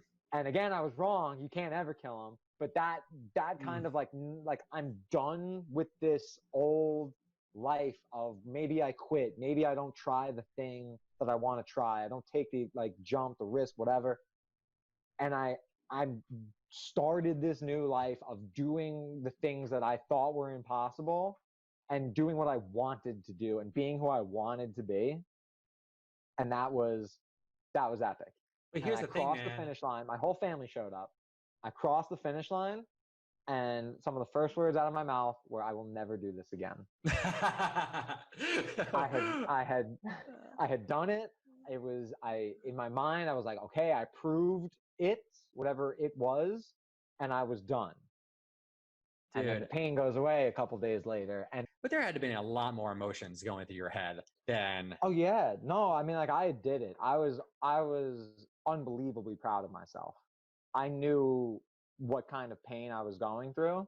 My brother was looking at me. What's going on? He looked at my shoe. He was like, "What happened to you out there?" Like, my brother ran. Again, our training was all off. He ran something like 4:30. Which again, he was aiming for 4, so like way off his expectation. Yeah. And he was like, dude, I cramped. It was brutal. It was nothing like I expected. We were, undertrained or whatever it was. But he was looking at me like, man, what did you go through? And like, yeah, I mean, my brother's kind of a stud athlete in certain ways. He's definitely found it now. He's got an engine. He was one of those, he was one of those guys who could he had a 6-pack at 14 because he was just skinny, fit Joe. And so, I'm really proud of him for finding his niche and getting really good at this sport of running. But at the time, we were kind of comparable. Yeah. So so, we were right now, and for me, it was, like you said, it was so much more emotional and so much more, like, I don't know if I can do this. And it was about believing in myself. So it was all of those things. And when I crossed the finish line, I told my whole family not to come. My whole family was there. Oh, they were proud of me. Oh. My dad, he was a little older at the time, but like, he thought about running a marathon. Yeah. He looked, and I believed them. I mean, they looked at me, and that feeling of like, man, maybe I could inspire people. Maybe I could actually like show people that I could be living proof that, like, yeah, this is just it. I was never built for running. If you look at pictures of me in 8th grade, you're not looking at that guy going, yeah, he's going to break 4 one day in New York. I never thought I would, but You mean to tell me that this dude's not a marathoner? that was a New Year's Eve party. I remember that night. But yeah, man. But you crossed the finish line though. You got to a new place though. You were never going back. I really did. And I was disappointed with the time in certain ways. I was unbelievably proud that I had finished it. I thought to myself, it was kind of an anomaly. Maybe, my foot bleeding, this, thought to myself, like, I kind of should have had a better go at it. And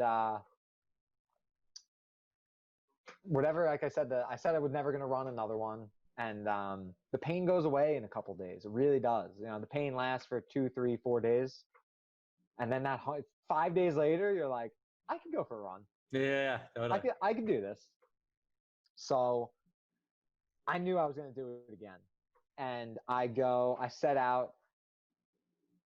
We sign up for the next one. Same marathon, Suffolk County, next year. Okay. I blow my back out that winter. And pretty bad. I herniated 2 discs in my lower back. And I'd had back pain prior. This took me out mentally and physically for like 6 months. I was still working out and stuff, but waking up, putting my feet on the ground, in pain every single day, 6 months. I was going to chiropractors. I was going to physical therapists. No one could really tell me what was going on, what I had done, or what I needed to do. And I was getting so frustrated. I just could not deal with the pain anymore. I didn't go back to my eating habits, but I was emotionally dealing with anxiety, depression. Like, try living in a body that doesn't feel good every single day. Yeah. It's absolute mental torture. So, I really took it upon myself to kind of make sure that I was being healthier and getting myself right. And again, going to these chiropractors, nobody was doing anything for me. It hurt every day, and it was not getting better. I used to do yoga sometimes, but I'd kind of gotten out of it, and I started on like the yoga journey and just getting into that. And again, I was big into body mechanics and all these things. Yeah. I found it interesting, and I genuinely found that I like kind of healed myself through yoga. You don't heal a herniated disc, but you can get the nerve off of it so that it's less painful. And I got to the point where, I can go deadlift again. I can squat again. Where walking to work was extremely painful. Now I was back to, okay, like at least I can do things again. But I had signed up for this marathon, and I was really, running was somehow not that painful, like ever. Even when I had pain walking or working out, running, you'd get warm, and it always kind of like felt fine. So I was like, okay, I'm going to keep doing this. I'm going to keep running. And I didn't have a great training season because of the pain I was in, but I had a decent training season. And all I had to do was go back and beat 5:10. I wasn't trying to beat 4 at this point. I was trying to beat 5:10. I love it. Easy peasy, right? Yeah. I get out there, and the nerves, it's the same course, it's the same run. I felt good for about 10 miles, and I don't know if it was fear, I don't know if it was anxiety. I started to just lose it. And I was like, okay, stay calm, try to walk a little bit, take it easy. This is at mile 10. Define lose it. I had to take a break from running. I had to walk for a little bit. I needed water. I did everything. You know, I started to feel it all way too early in the race. And I met up again, the same friend who was on the bike in the first one. He shows up at mile 10 in the second one. So I get some support, and we get, you know, we're moving. We're talking about, I'm not going to be, I'm not going to be slower in the first one. I'm going to do this. Feel fine. By mile 24, I was throwing up. It was, the first marathon was like 70 something degrees. This one hits almost 80. It was like an anomaly day. It just, another one where it just, things like didn't really seem to go my way. And the amount of pain and stuff, I'm not trying to sound like a martyr or anything, but like, it was brutal.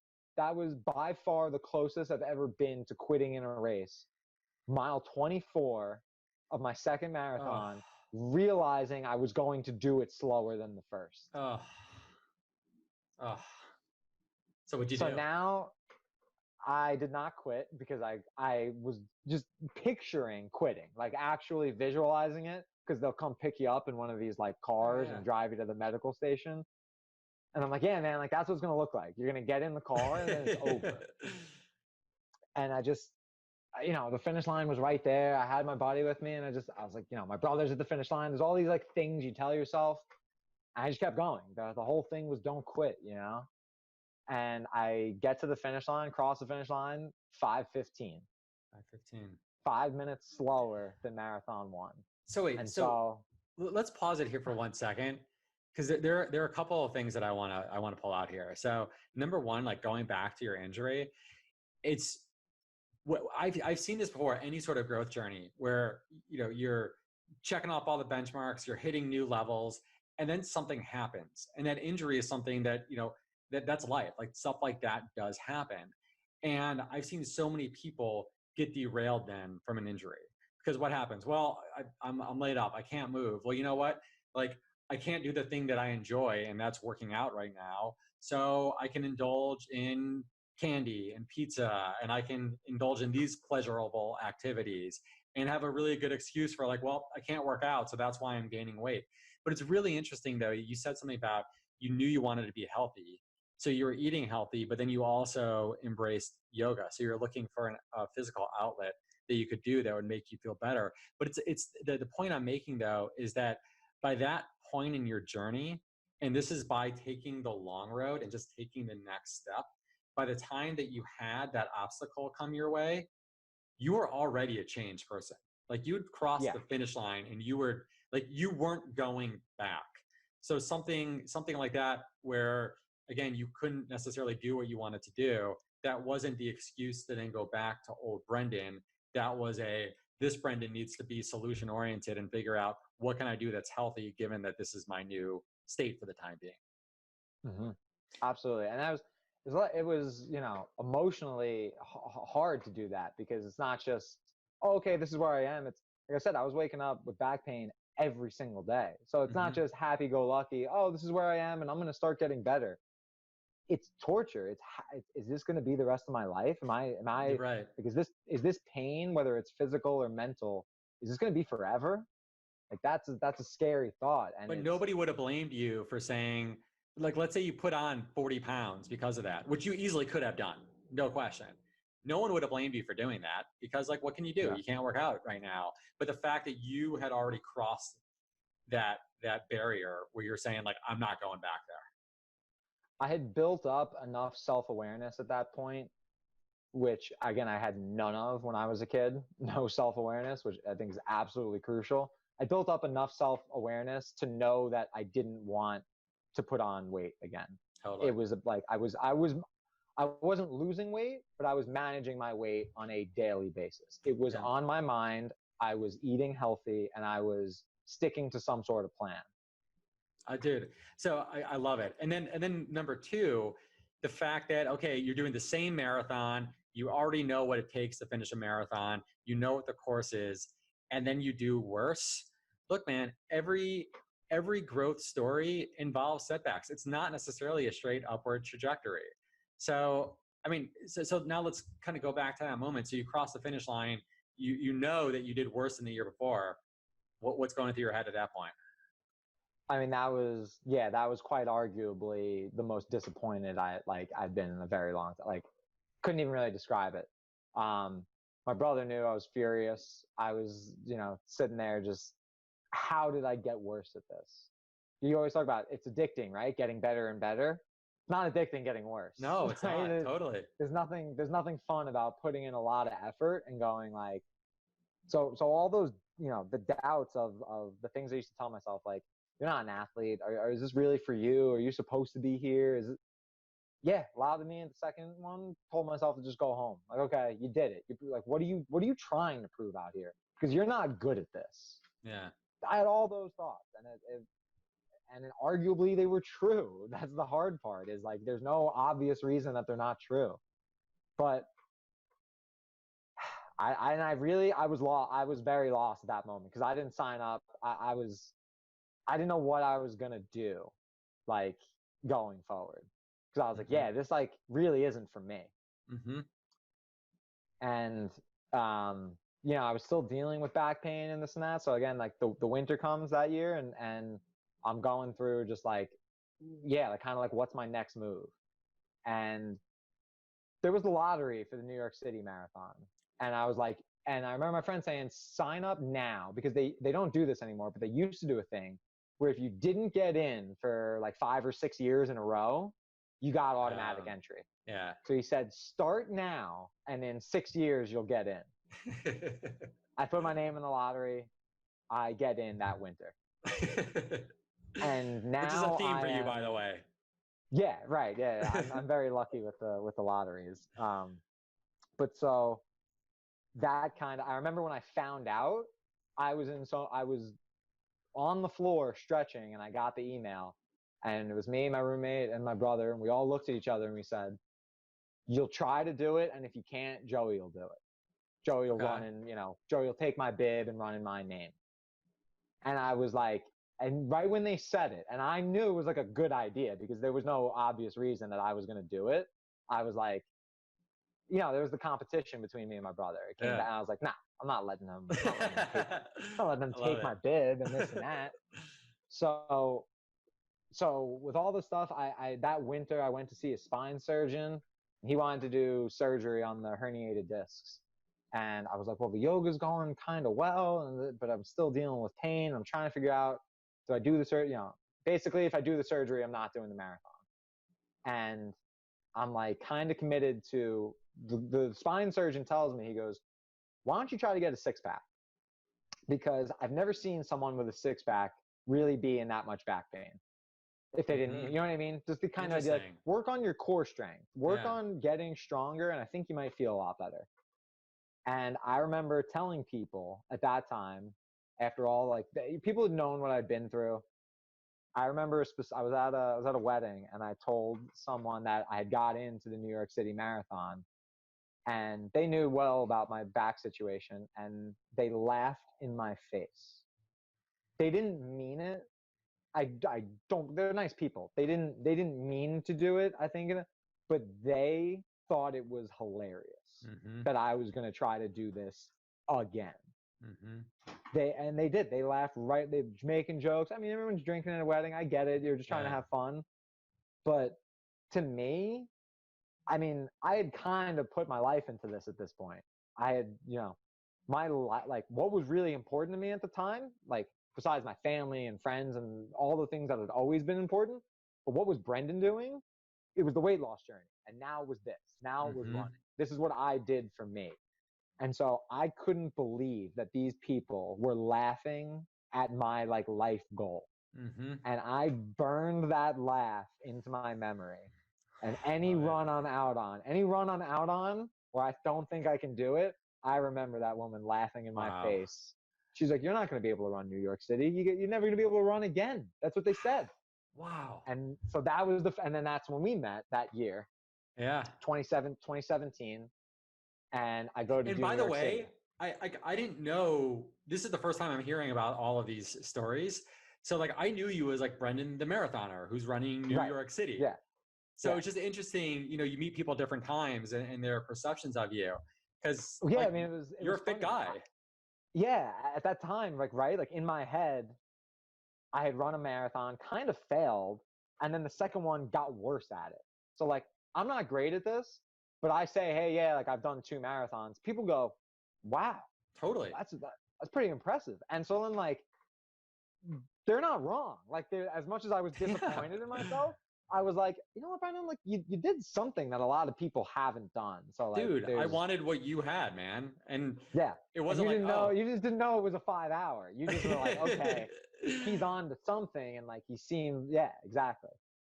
So number 3, I really remember, like, that was New York City, 2017, rained the whole time, and I mean, I had no reason to believe that I was going to do this one any faster. I put in an epic training season. I worked my ass off. I tried so hard this year. And I'm standing at the Verrazano Bridge just going like, I'm by myself. It's if you have never, you never done New York, it's a long day. You get to Staten Island at like 4:00 in the morning, and you don't like get to run until 10. Yeah. So it's a long way to wait. You know, the whole time I'm just like, what are you doing? I don't have anyone to talk to. I'm by myself. My brother didn't get in. So he's like, he goes, you know, my family's like, we'll see you out there. We'll be out there rooting for you. And I'm like, that's great. But in my head, I'm going, man, I got people coming. I can't, like, you got to do this, Brendan. Like, this marathon in some ways, like, you've done it, but in a lot of ways, it's beaten you twice. So like, interesting. You need to beat it, because like, yes, you can conquer the distance, but it's still scary. It's still so scary. So that's the one. And like, that was when, you know, New York City was electric. Started getting smarter, figuring things out about hydration or cramping and I ran a 4:45 around it, 4:47 maybe, and nothing crazy special. Still slower than my brother's ever first marathon. Yeah. And I was pumped. I was back in the game. It was a PR, right? Yeah. That's totally. That's all it needed to be. 100%. You broke that 5-hour barrier now, which is the first 2 you were capped at 5, but like 4:45 is like a respectable. I mean, 5:10 is not bad. I mean, but like 4:45 is like a good runner could put in a 4:45 on a bad day. Exactly. I felt like I ran it. I didn't felt like I just covered the distance. Yeah. Yeah, I'd taken some breaks and whatever, but I ran the distance. Totally. Right? Like 100%. it was a runner's pace, whatever you want to call that. So that was an accomplishment. That felt like something. I broke a PR by myself. Again, there was this feeling. It was like, there's nobody out here. There's you, Brendan. Like, this is, and you know, of course, 2 million like screaming fans and 50,000 runners. But it was for me, and so that was amazing.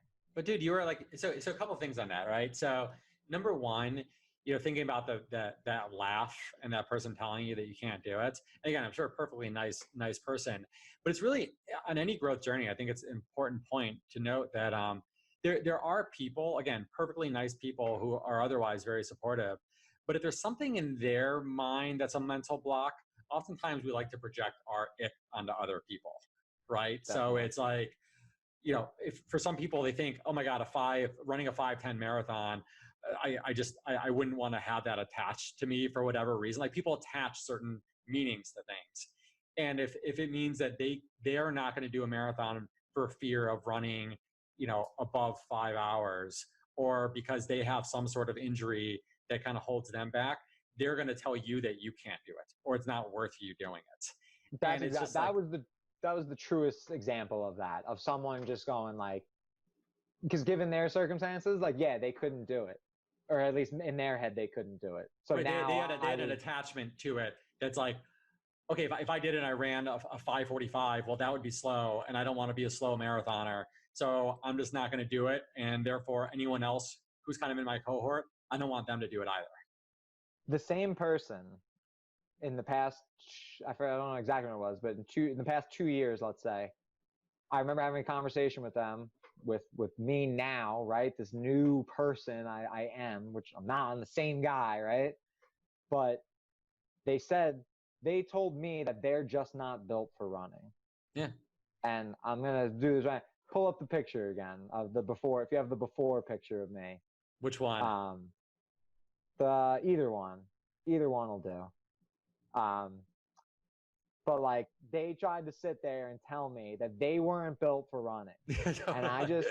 And at that point I was like, nah, I'm not doing this. So I just looked at them. I just like leaned in and looked at them and just stared. And they were like, what? And then they stopped and they go, oh, you're saying that you're not built for running. And I'm like, and it's just that toxic attitude. Totally. Because no one would look at that guy, the picture you just had up, and say, this guy's built for running.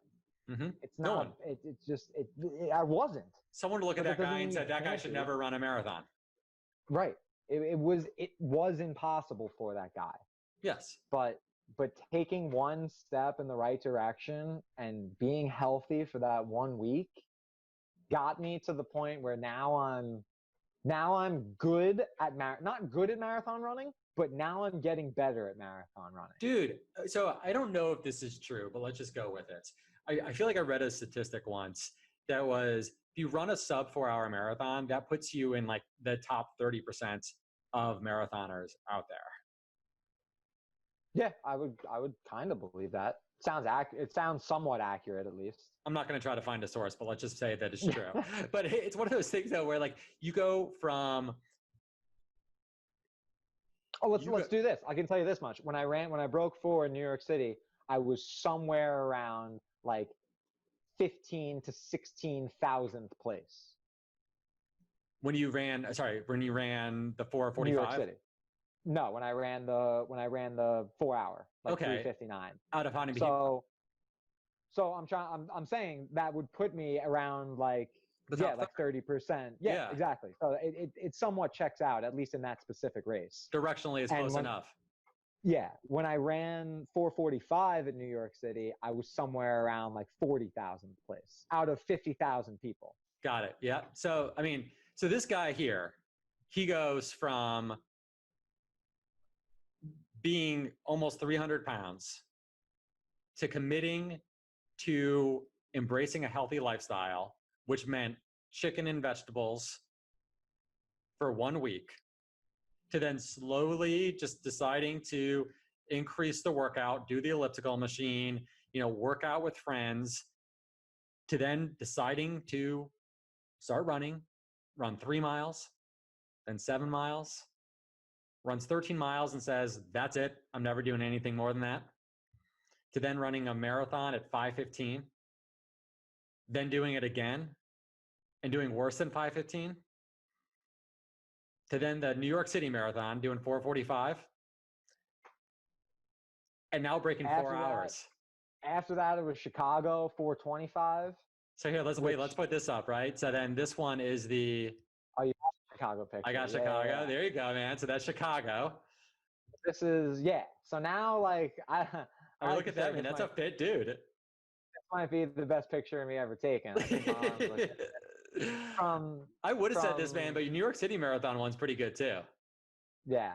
That was in Chicago, and I ran 4:25. That was right before the finish line.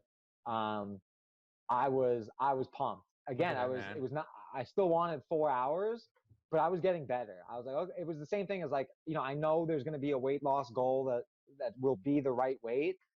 I'm not going to worry about it right now. As long as I'm getting better, like that's so good enough. It's not even close. Like that should be everyone's goal. I mean that. And so like, the Chicago year was back on track. Just like things felt good. I got better. 4:45 to 4:25.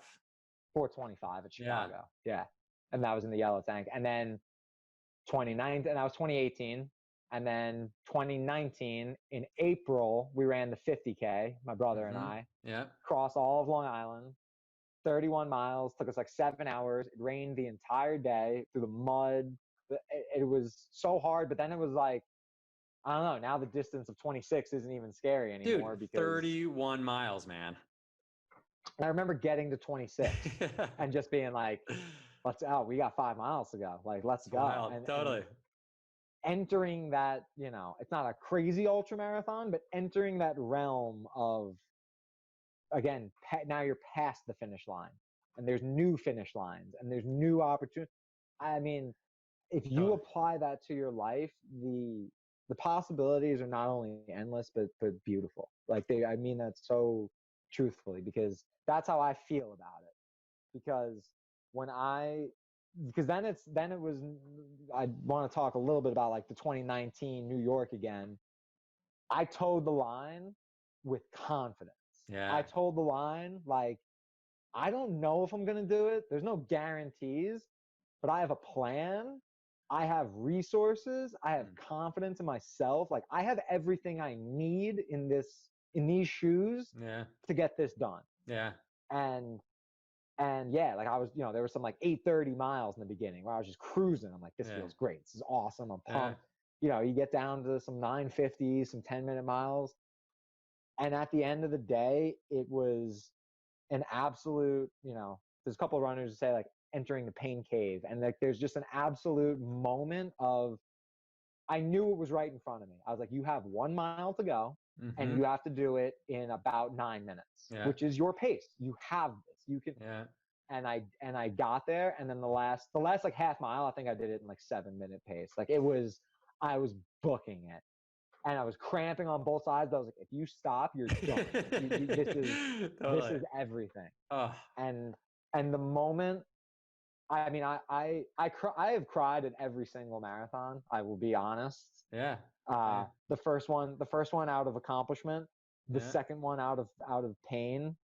The third one out of, again, accomplishment. Like I cried because now I was getting better. Like I proved myself that I could handle this and I could do this. Yeah. Yeah. Chicago, just getting better. Yeah. And then New York, I crossed the finish line, like I said, with 14 seconds to spare. I let out a let's go, and it just came out of just pure joy. It was everything I've been, that goal that I've wanted for so long. I finally got it. And, it's not over because now I get to pick a new goal. And that's almost the scary, it makes me think of that quote, like, our greatest fear is not that we are inadequate. Our greatest fear is that we are powerful beyond measure. And it's like, well, that's what you have now. Now you have this, like, well, now you can do 4 hours.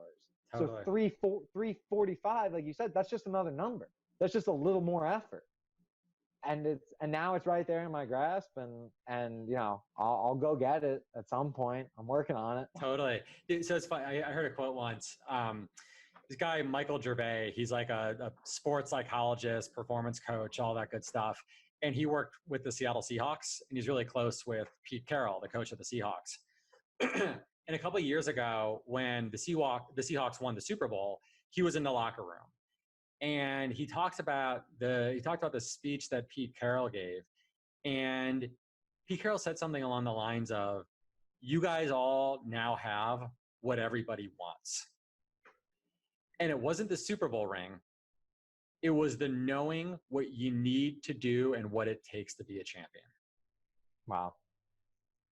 And that's the difference, man. It's you have now, through your journey and through these steps, you've experienced the success that you know what it takes. So that doesn't guarantee success at every turn. It doesn't mean that every marathon is going to get better. It doesn't mean that every step in your life is going to get better. But what it does mean is you know what it takes to get better at every stage. Now it feels like I have a toolbox, and Totally. When a problem comes out, I just got to find the right tool. Like 100%. I know I got it, and it might take a time. Doesn't mean it's going to be easy. It doesn't mean it's not going to take time. But now I got it, and it's on me. And everything it's taught me is it's been the best journey I've taken on my life by far. And I can't wait to see where I keep going. Like you said, Berlin's on the horizon. And I have big goals. I have one day I'd like to do a 100-miler. I'm flirting with the idea of doing a 50-miler this year. Do it. Do it. Yeah. So I mean, I have to do something that's at least a marathon to keep the streak going. Commit to it. Commit to it right now. What are you going to do? Commit to one. Commit to something that scares you right now. All right, I'll do the 50-miler then. Done. 50-miler. I was looking at, there's one on October 10th. and I will. 2021. 2020. Oh, I mean, dude, that's soon. Yeah, no, I've been training. Like my training's fine. You think you can do like, it? I think I can. I'm writing this down, man. So this is probably going to come out in early September. So you're talking about 10 what? 10-10? I'm talking about 10-10. There is a 50-mile race in Riverhead that I've been looking at, and you know, again, I have no expectations to run the whole thing, but run, walk, and I think there's something, you know, you try to break that. What's, you know, 4-hour marathon seems good. For some reason, there's like, you know, these ideas of running 100 miles. There's like the idea of running 100 miles in 24 hours. Yeah. So cut that in half. You got to go 50 and 12. So the goal that if I do it, which I'm, like I said, very much considering, and you're talking me into it right now. Do it. So I will try to break 12 hours on October 10th. Okay, are you doing it? You're gonna commit to it? Yeah, yeah. Okay, I will. You're doing it. You're doing it. I'll do Got to it. report back, man. This will be. Well, I'm excited to announce when you're done that you did it, man. I know people will be rooting for you, buddy. So Nice. do it. It's honestly, this is one thing that I've learned. It's like, if you're thinking about it and it's something that you know is going to be meaningful, book it and figure it out. Yeah. And I can't give enough credit to all like the resources that I've used over the years, which, you know, we've talked about 1,000 times. You know, the amount of knowledge that's available for you to get on the internet on just podcasts alone. Everybody has a podcast these days. Rogan, Tim Ferriss, you know, you hear these guys like David Goggins and Jordan Peterson, and there's these, you know, these guys and women. Dr. Rhonda Patrick, she's like my number one she's amazing. nutritional resource. Courtney Dowalter, like you look at these people, they're all talking and doing the same things. They're not all, you know, they're not all ultra runners, or or Jesse Itzler. Like these guys have been successful in business and in their personal life, and you see the way they approach things, and that's what's consistent across all of them. And so, yeah, I hope it's been a good talk. I've had a great time talking with you, Ryan. Dude, it's been awesome, man. I was just gonna say, I mean, we need to wrap this up. I mean, I think we'll probably do a take 2 at some point in the near future, man. Probably reporting back after your 50K.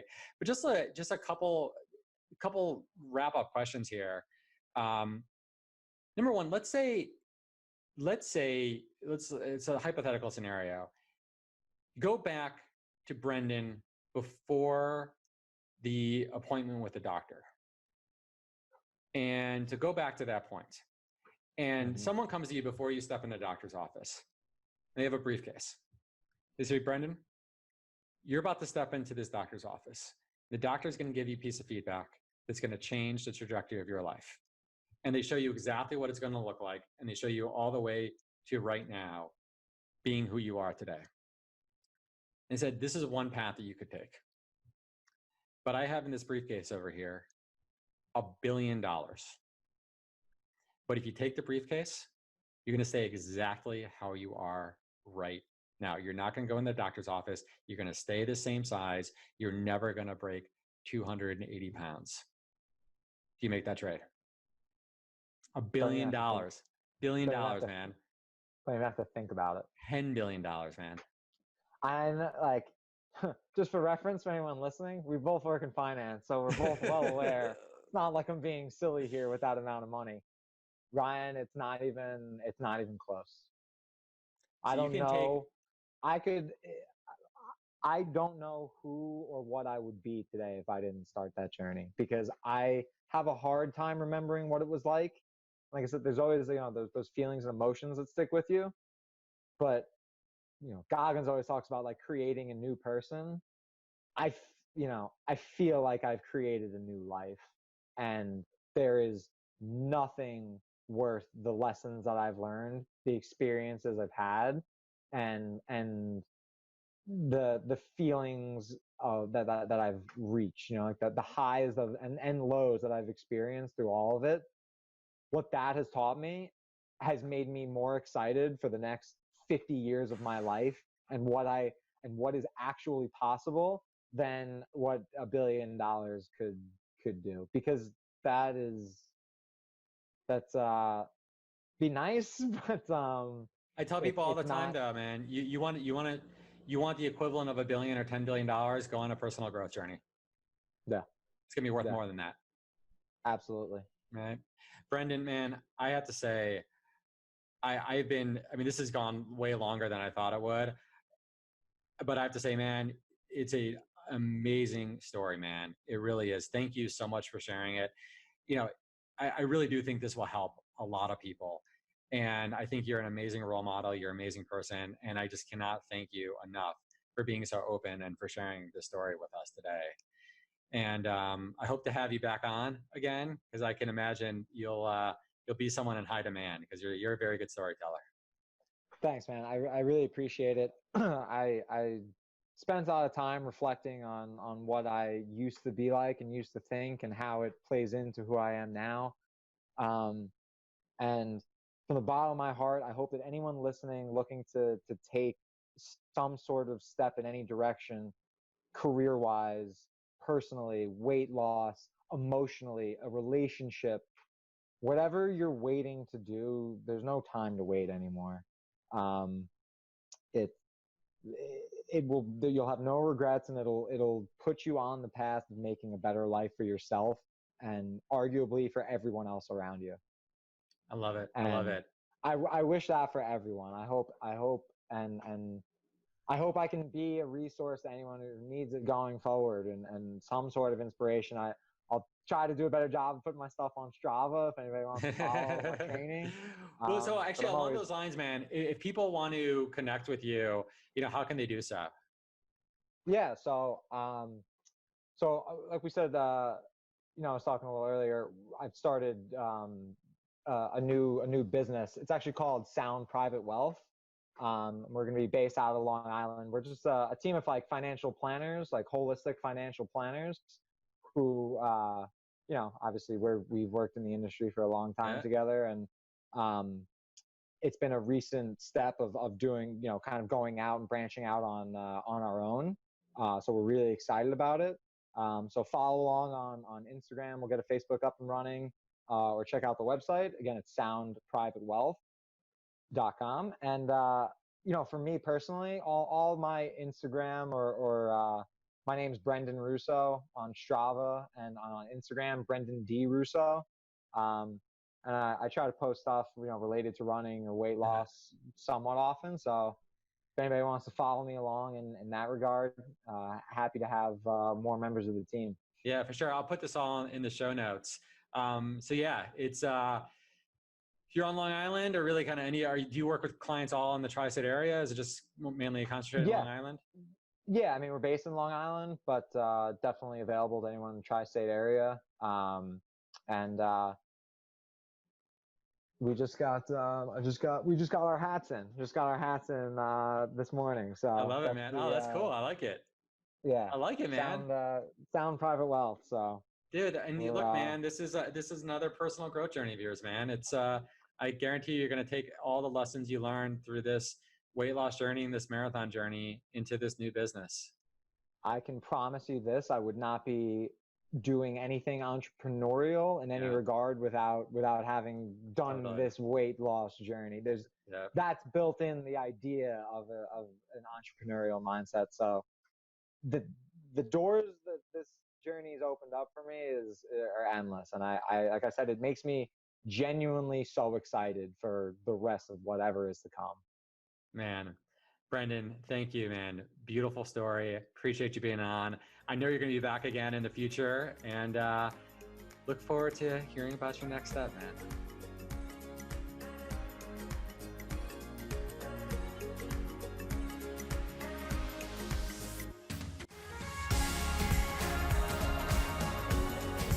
Okay, we did it. The first episode is in the books. Brendan is an amazing storyteller, right? I hope you got a lot out of this episode. If you did, please leave a review and tell us what you thought. Tell us what you got out of this episode. Also, visit ryansterling.com for more on this episode and for the show notes. All right. Thank you so much for listening. and I hope you'll join us next week for episode number 2. In the meantime, wherever you are, whatever you're doing, just take one step closer to your goals and dreams. See you next week.